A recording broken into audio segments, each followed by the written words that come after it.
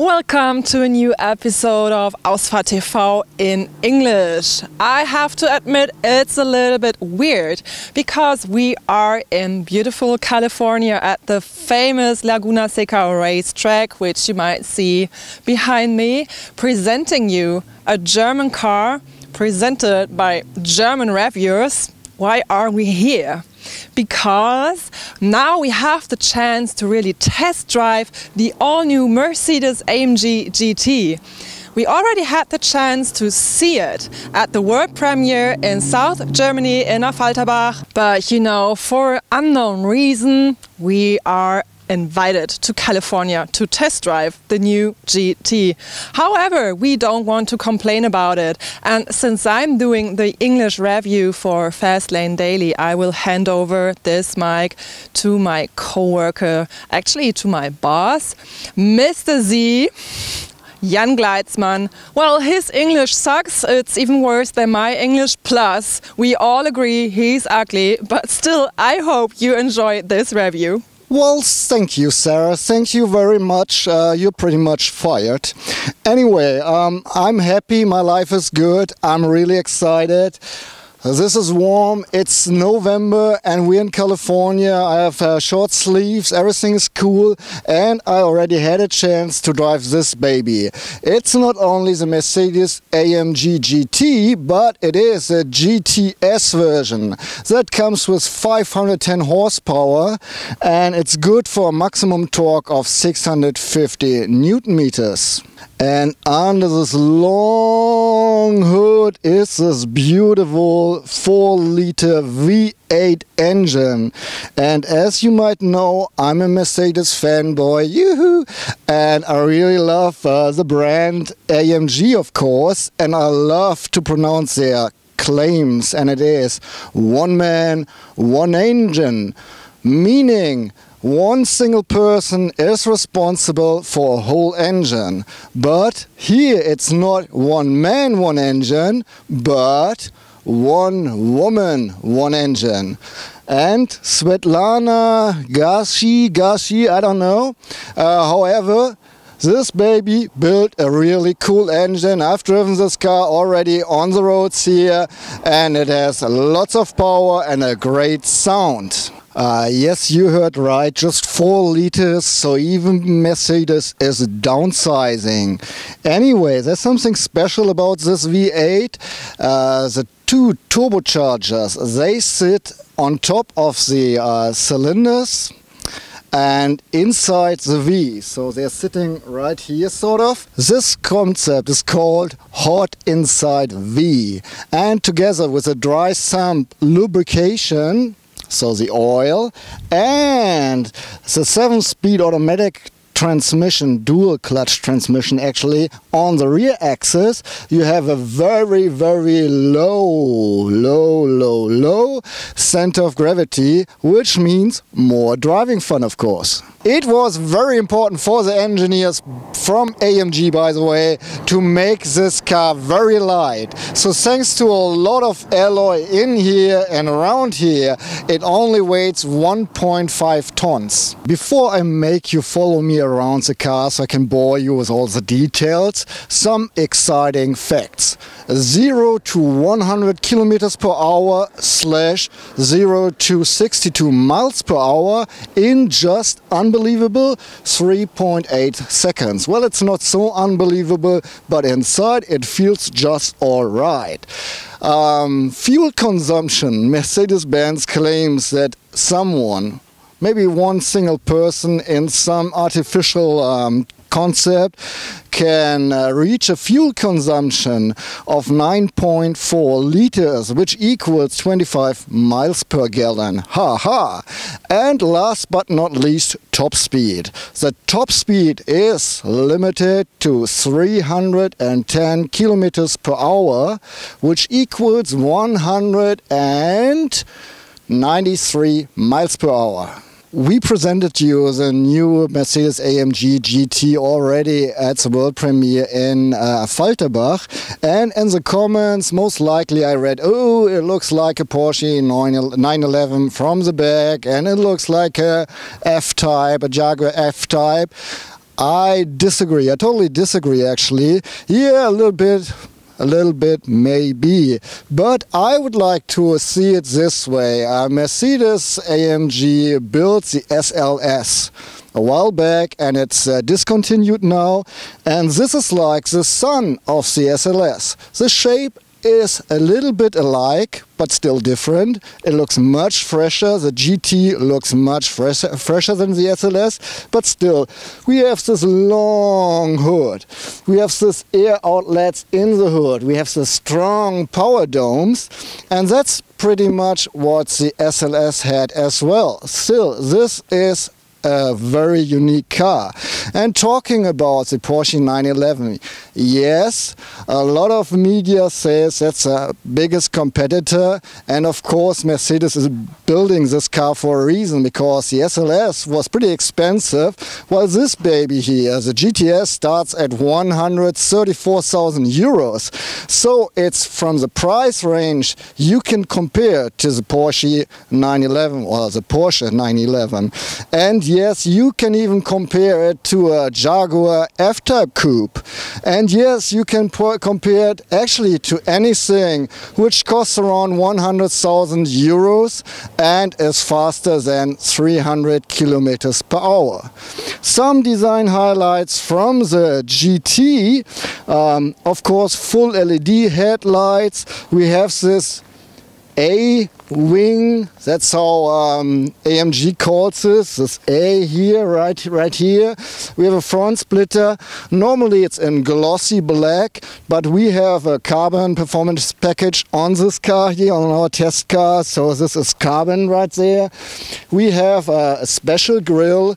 It's called a 3D model-like grille, whatever, and you can order it with diamonds, sort of diamonds. It's just like a chrome plastic on the dots right here. And we have a single blade with a star inside in the center.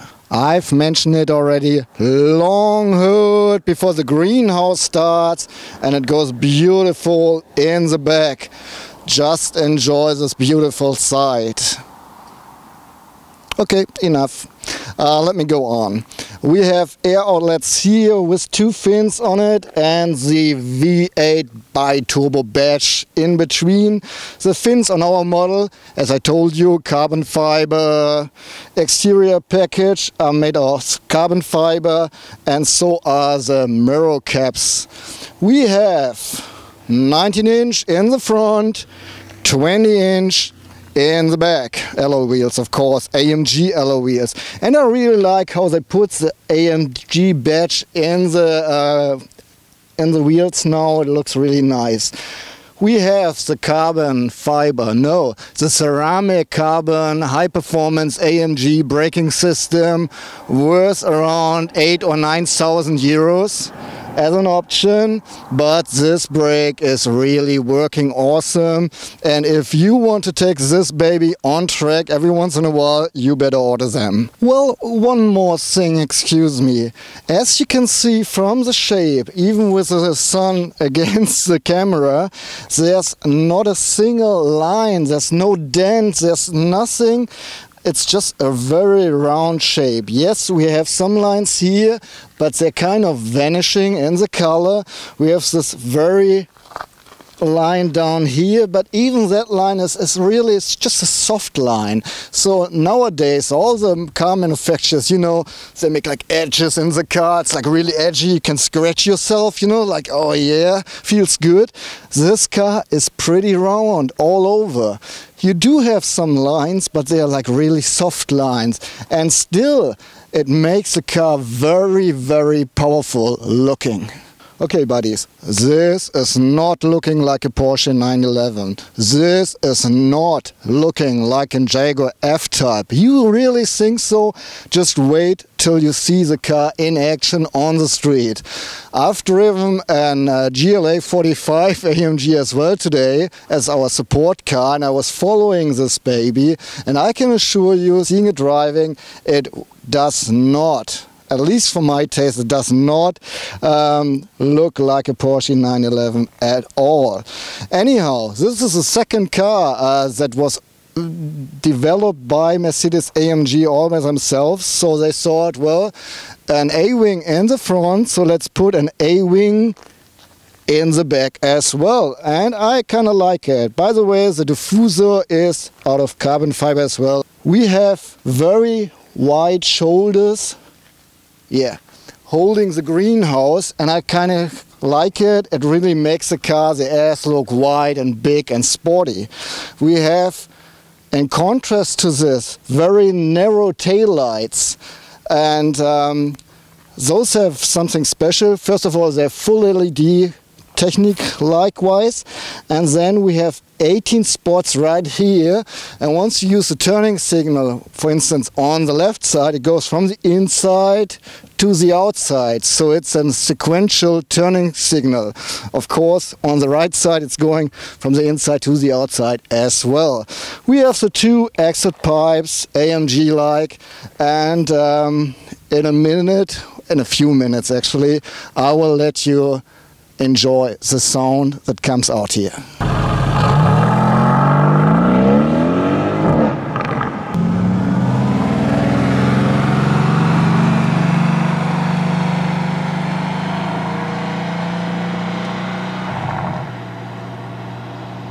Before I forget it, we had the chance to drive it in black and blue and red, and I liked very most this beautiful yellow called Solar Beam. And now it's my pleasure to invite you inside so I can show you the inside. And as you see, it is a sports car, so it's no easy entry. By the way, the key looks just like every other AMG key. And I have to lean out just a little bit to get the door and close it, but that's easy done. Okay, let me take off my sunglasses first, because it's a little bit dark in here, because we have all this dark surrounding on the ceiling and all the dark interior. My first impression, it is a real sports car. I don't care what's on the right or what's in the back, I'm just looking in front. It's a little bit, the windscreen is a little bit tight, but still I look outside and I see the beautiful power domes and the beautiful hood, and I can even see the air outlets, and it gives me a real good and sporty feeling. I feel good and superior in this car, really. Talking about the interior still, we have beautiful materials in here. That's all coated with leather. It's kind of hard leather, so not a soft touch, but still it is leather. So whatever you touch, you have leather, or at least Alcantara. I'm not sure if this is like real leather or Alcantara, but it feels good. We have a little bit alloy here and there, and some carbon fiber and some black glossy paint, but the whole material just, that's premium. I feel premium inside this car. By the way, I'm sitting very comfortable in the seats, and I have still enough headspace, and my beautiful colleague Sarah, who is quite taller than I am, she's 6, I'm 5'11", she can sit in here all right as well.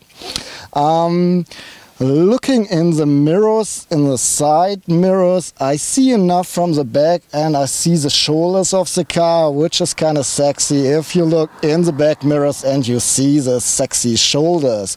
Looking in the rear mirror, you see the back mirror, no, you see the back window. You see the back window, and the back window is kind of tight, very small, but still it's enough. You can see in the back what's going on with the traffic in the back, so this is fine. Looking over my shoulders, looking to the left is fine, looking to the right is a disaster, because you have this very, very big thing in the back that you can hardly see. And for driving, for parking, you have a rear camera which is sitting at the license plate, and you really need this to get this car, because you don't see anything from the back of the car. So this is just fine and alright. When I look through the steering wheel, I see 2 round gauges. On the left side, the speedometer up to 360 kilometers per hour on the right side. The RPM meter. Between the two round gauges you have a really big little TFT display, really big little. Well, it's almost as big as a new iPhone 6, and it shows you all the information from the AMG menu or from the board computer.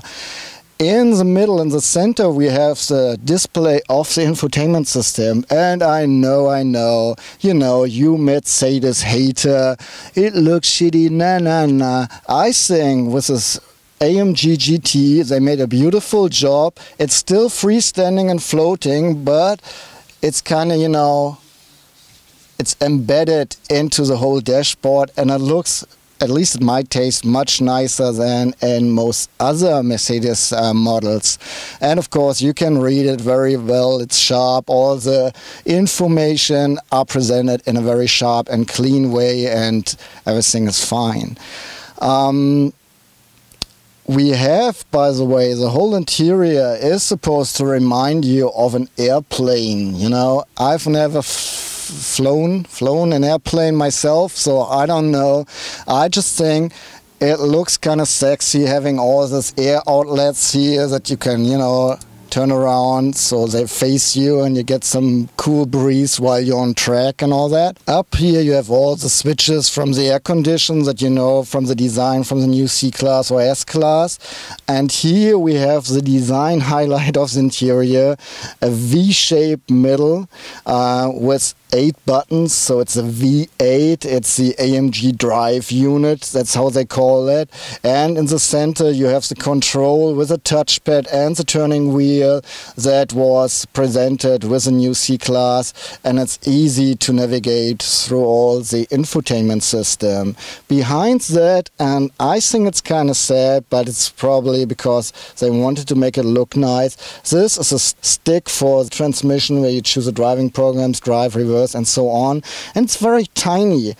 You don't need it, but I like the AMG shaped thing, this is just like, okay, but you put it in drive and then that's it. So, and right behind it we have the armrest, and just note, if you're a smaller person and you sit more towards the steering wheel, you hardly reach it, so then it's not an armrest anymore. And by the way, talking about this, it's hard to reach the buttons too if you're sitting closer to the steering wheel. Anyhow, here is the AMG Affalterbach, the beautiful badge from AMG. Okay, let's rock through this car. Oh no, one more thing. You might miss some buttons, and they're up here. So here's a button to lift the spoiler in the back, the emergency lights, and the heating 3 ways for the seatings. For the seats, for the sports seats. And I haven't really mentioned the seats yet. They're very comfortable, at least for my taste, and you can put them in any direction electrically. Funny so that switches are not on the doors how we like it as Mercedes fanboys, but it's down at the seat. Still, you have all the possibilities to make it move up and forward, and those are of course special AMG seats, and you can heat them up in 3 different ways. So I think people who like to eat a lot will have problems climbing in this car, but at least once they're in here they can probably buckle up easily. Or if you want to put a child seat on the passenger seat, that is possible too. And the steering wheel itself, it's pretty much, first of all, it's a AMG performance steering wheel, of course. It's all coated with leather Alcantara. You have a little leather thing right in the middle, so the 12 o'clock thing. And you have the buttons that you use from any other Mercedes-Benz. On the right side, you have the infotainment system and the speech control. On the left side you have everything to control the board computer, and it's flattened on the bottom, by the way. And of course we have the pedals for shifting, and they're really easy to use once you have your hands on the steering wheel. Okay, let me rock through the inside and show you the compartments. In the door panels, by the way, the doors remind me very much of the SLS, even there are no gull wing doors.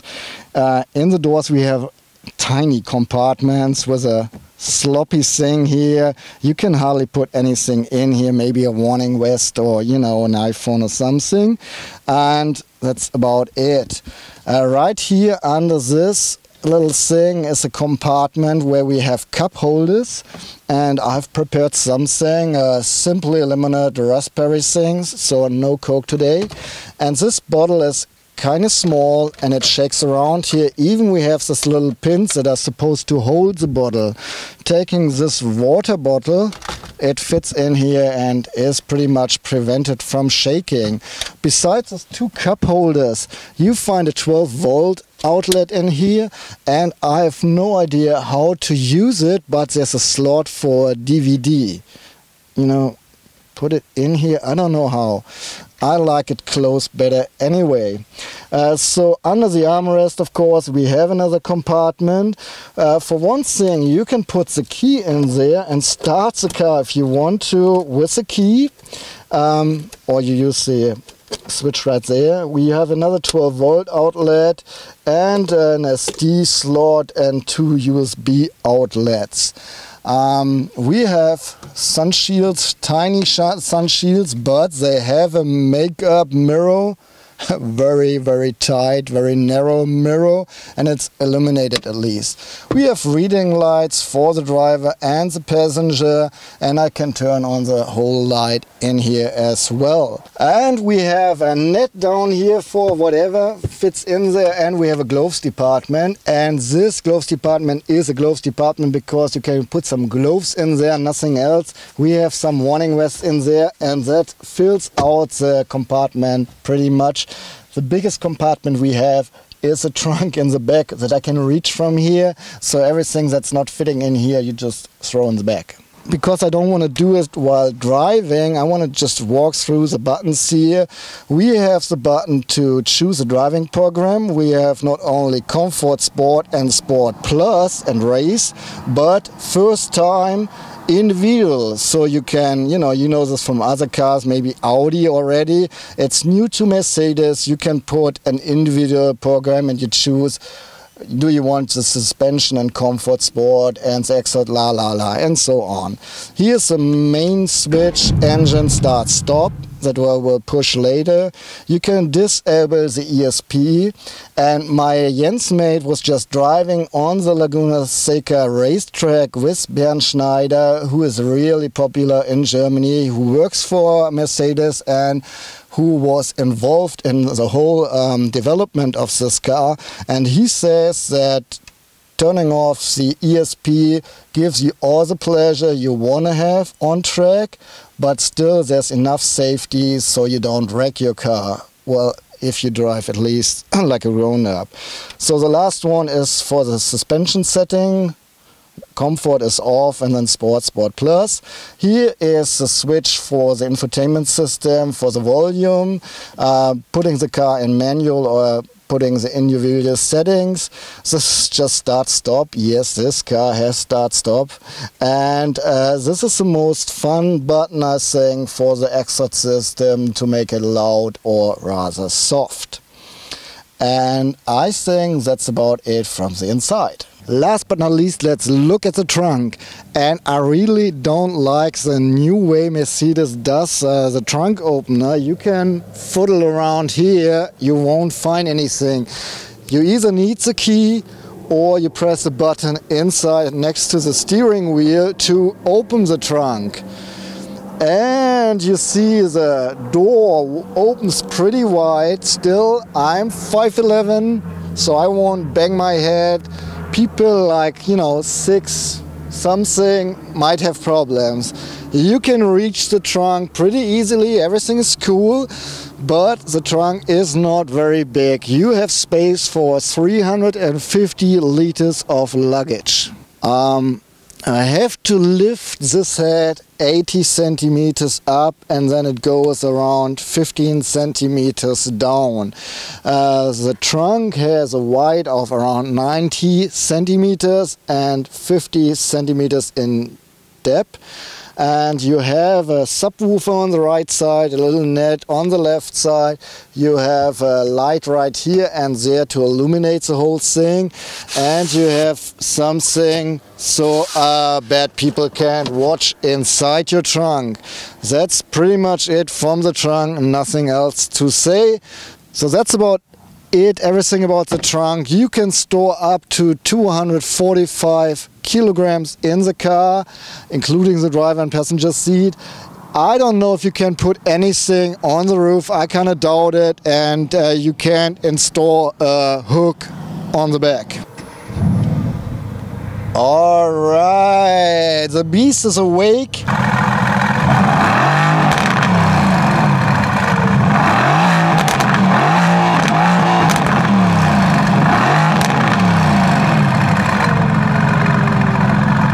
And I will put my camera right here in a minute and tell you something about my driving experience. And I like it so much, you know it, talking to a camera, exciting.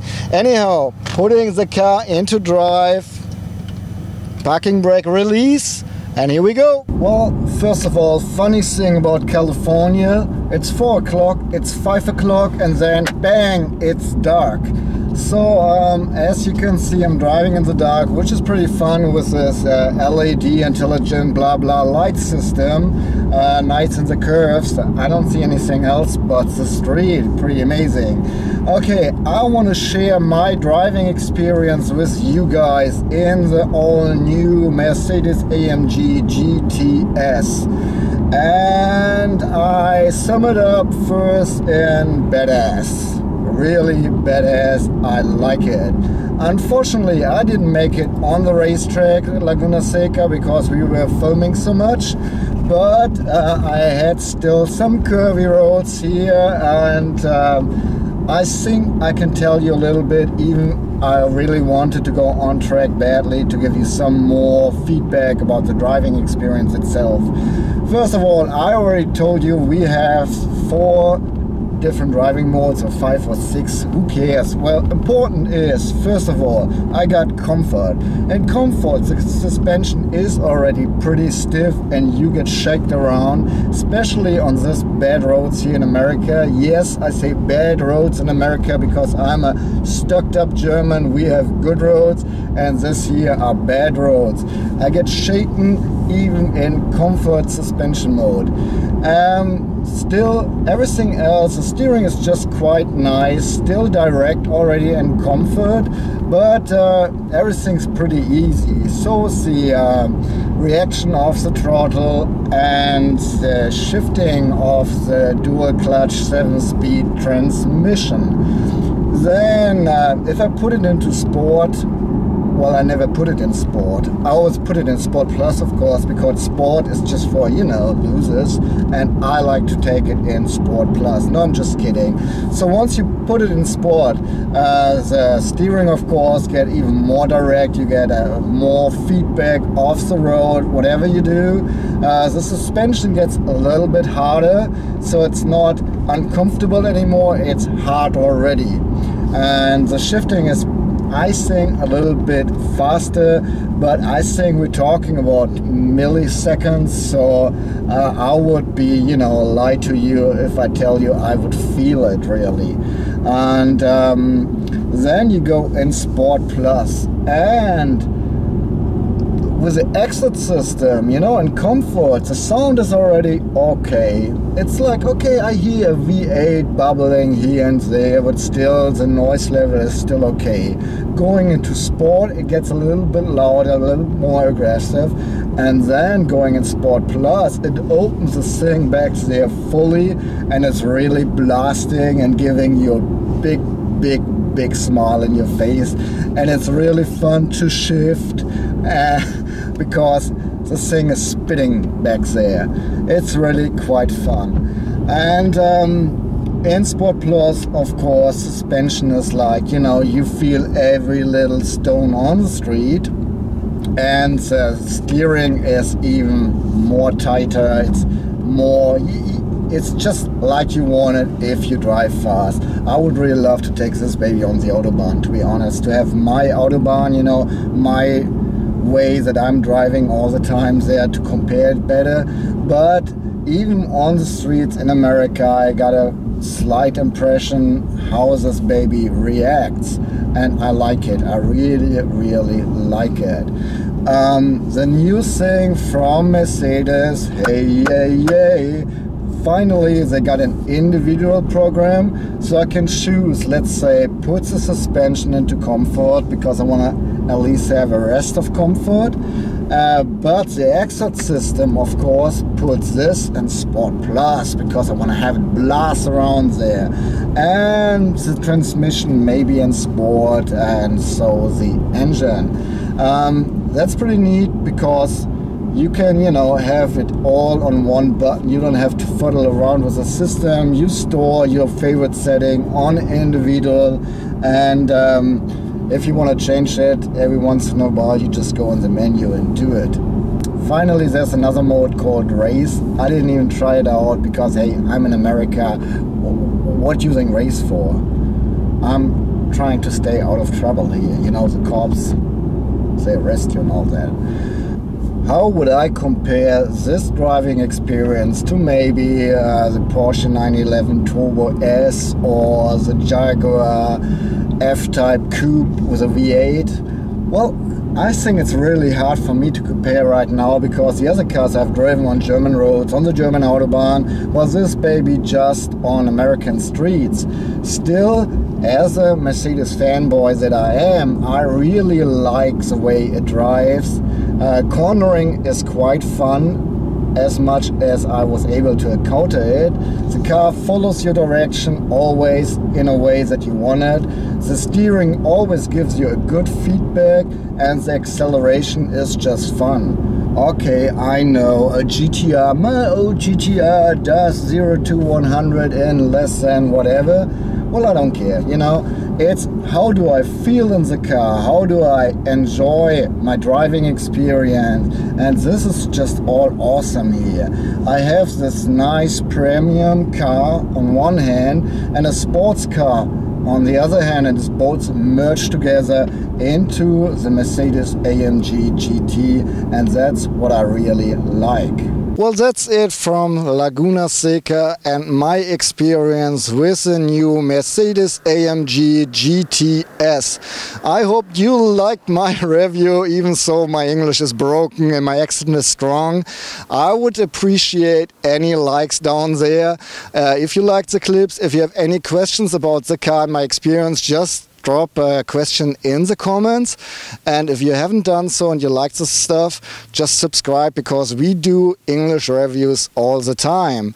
So that's it. Goodbye. See you soon.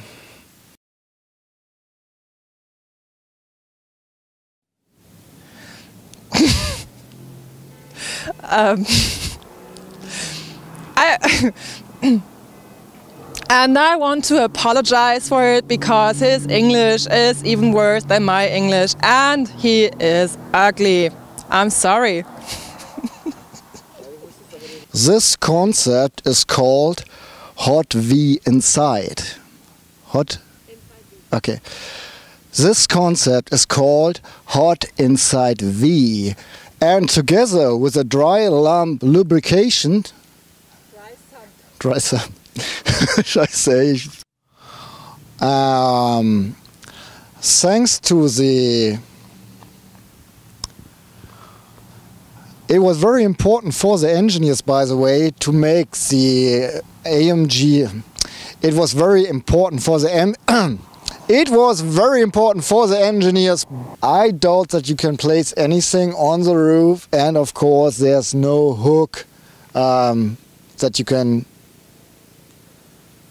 Put it straight on. Yeah. Scheiße. Last but not least,